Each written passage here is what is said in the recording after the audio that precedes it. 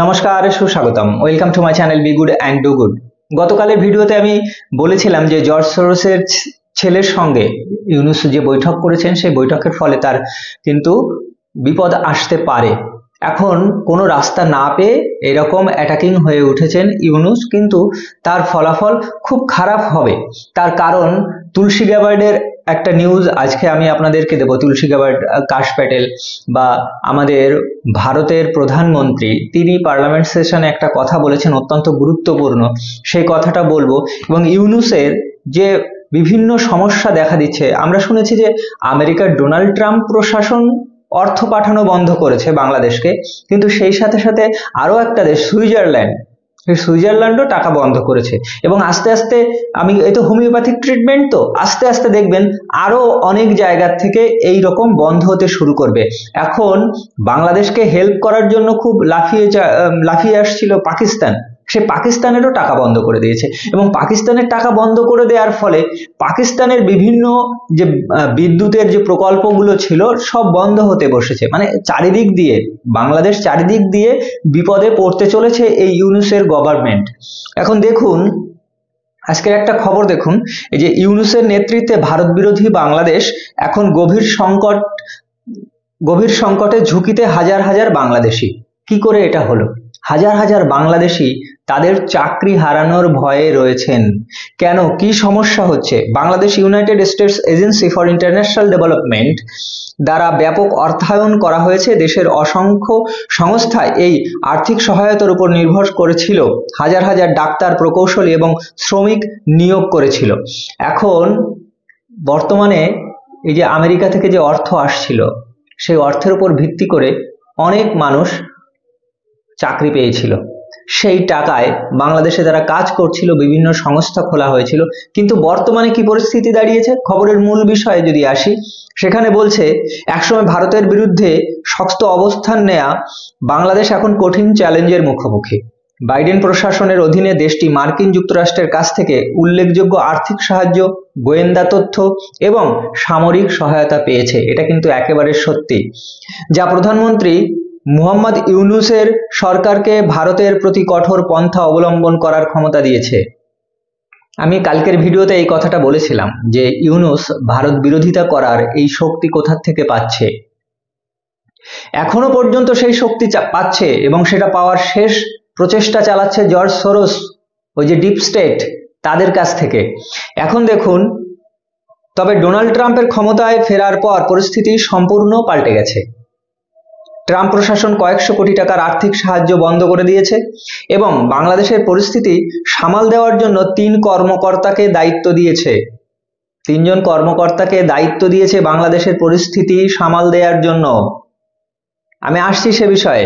এই আকস্মিক পরিবর্তন দেশের হাজার হাজার মানুষের জন্য অনিশ্চয়তা তৈরি করেছে, তাদের ভবিষ্যৎ নিয়ে উদ্বেগ তৈরি করেছে। বুঝুন, তাদের ভবিষ্যৎ উদ্বেগ কেন? কারণ আমেরিকা, ডোনাল্ড ট্রাম্প যে টাকাটা পাঠাতো সেই টাকাটা পুরোপুরি বন্ধ করে দিয়েছে। এখন তাদের টাকায় যারা চাকরি করত, যাদেরকে নিয়োগ করেছিল, তারা তো আর পারবে না। তাদের টাকা দেবে কোথা থেকে? ইউনূসের নিজেরই তো টাকা নেই, নিজের দেশের টাকা নেই, পরের টাকায় তো ফুটানি করছিল, ভারত বিরোধিতা করছিল। কিন্তু ডোনাল্ড ট্রাম্প ক্ষমতায় আসার পর নরেন্দ্র মোদী এবং ডোনাল্ড ট্রাম্প, এরা কিন্তু রাইট উইংস পার্টি, এরা যে করেই হোক এই ইউনূসকে বিপদে ফেলবেই, বিপদে পড়বে। সরাসরি ওইভাবে ওই ডোনাল্ড লু এসে বলে যাবে আমি আপনার সাথে আছি, এই নিন $100 মিলিয়ন দিয়ে দিলাম। সেই ডোনাল্ড লু যে ছিল, তাকে কিন্তু তাড়ানো হয়ে গেছে অলরেডি। বাংলাদেশের সহযোগিতা করার ক্ষেত্রে বাংলাদেশের এই ইউনূসের অভ্যুত্থান, এর পেছনে মূল চক্রী যে ছিল সে হলো ডোনাল্ড লু। সেই ডোনাল্ড লুকে অলরেডি তাড়িয়ে দেওয়া হয়ে গেছে। এখন বাংলাদেশের ক্ষমতা, বাংলাদেশকে দেখাশোনার দায়িত্ব এই যে তুলসী গ্যাবার্ড, কাশ প্যাটেল, এরা দেখবে কি পরিস্থিতি হতে চলেছে। আপনি দেখুন, আজকে ভারতের প্রধানমন্ত্রী যখন পার্লামেন্ট সেশন শুরু হচ্ছিল, বাজেট অধিবেশন শুরু হলো, সেখানে একটা অত্যন্ত গুরুত্বপূর্ণ কথা বলেছেন উনি। তিনি বলছেন 2014 সাল থেকে প্রথমবার, তিনি তো 2014 সালে ভারতের প্রথম প্রধানমন্ত্রী হয়েছিলেন, এবং সংসদ অধিবেশনের আগে কোনো বিদেশি হস্তক্ষেপ নয়।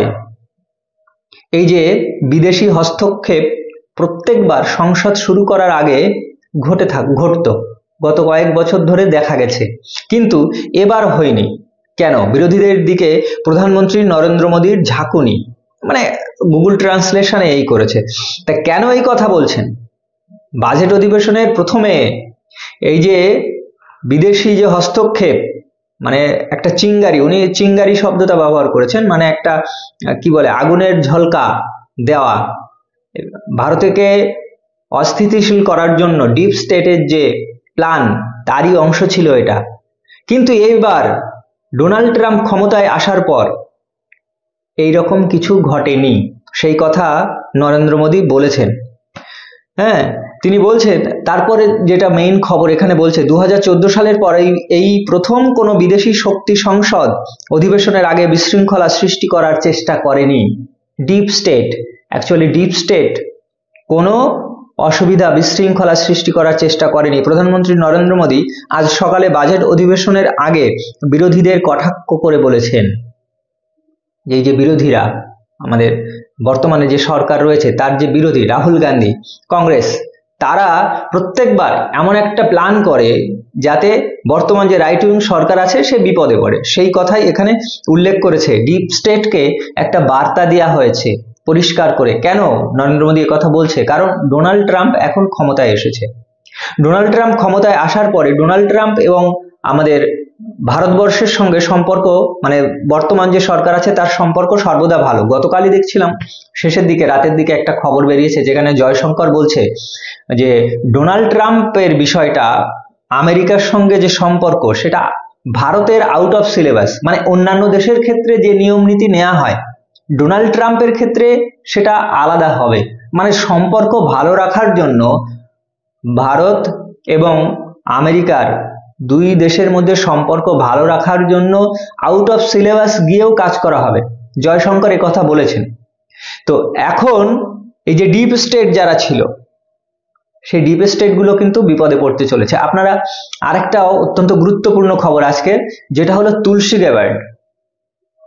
তুলসী গ্যাবার্ড বললেন যে এই যে বাইডেন প্রশাসন, এই যে ওবামা প্রশাসন যে কিভাবে এই আল কায়দাকে বা বিভিন্ন জঙ্গি সংস্থাকে অর্থায়ন করেছে, তাদেরকে টাকা দিয়েছে, সে কথার প্রমাণ তার কাছে রয়েছে।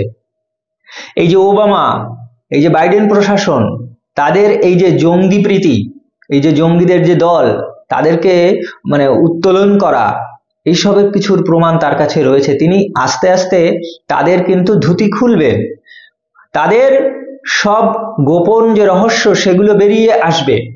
কাশ প্যাটেল রয়েছে।